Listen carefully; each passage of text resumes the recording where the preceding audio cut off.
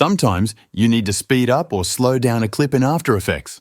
There's an easy way to do it without guessing numbers or manually stretching keyframes. First, select your clip in the timeline. Right-click on it, go to Time, and then choose Time Stretch. A box will appear with a stretch factor value.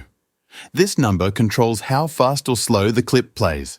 A higher percentage slows it down, while a lower percentage speeds it up.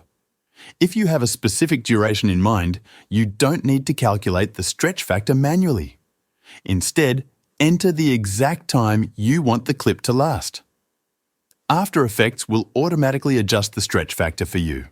For example, if your clip is currently 10 seconds long, but you want it to be exactly 20 seconds, just type in 20 seconds. The stretch factor updates, and your clip now extends to fit that duration. Click OK, and you'll see the clip adjust in the timeline. This method works great for adjusting speed without affecting keyframe animation. If you need more flexibility, you can also enable time remapping under Time Options, which lets you keyframe speed changes dynamically. That's how you control time in After Effects without trial and error. It's a simple way to get precise timing in your projects.